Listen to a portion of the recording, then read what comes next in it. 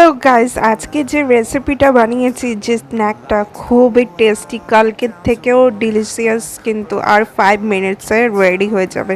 তো কি কি ইনগ্রেডিয়েন্টস লাগছে?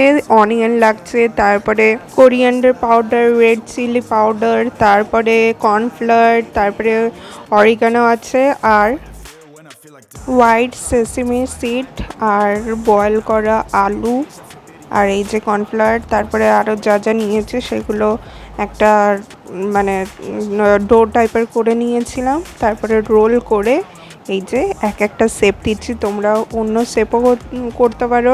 আমি এখানে ফোক ইউজ করেছি, দেন একটা ডিজাইন দেওয়ার চেষ্টা করেছি। এটা তোমরা ছোট করেও আমরা মানে ছোট ছোট বলস টাইপের করেও করতে পারো, তাহলে একটুখানি অয়েলটাও কম লাগবে।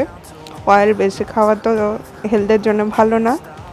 কিন্তু দেখো ব্রাউনিশ একটা কালার এসছে, অয়েলটা ভালো করে আমরা ফ্রাই হয়েছে বলে, মানে অয়েলের মধ্যে, আর খুবই টেস্টি হবে।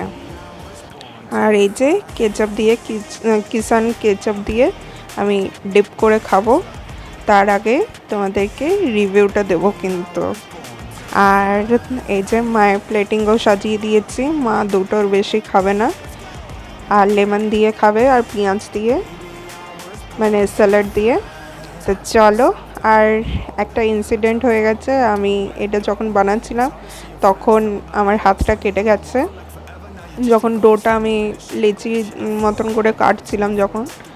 আর এই দেখো কি ক্রিস্পি হয়েছে, তোমাদেরকে আওয়াজটা শোনাতে পারলে ভালো হতো। দাঁড়াও, এই দেখো, ওয়াও,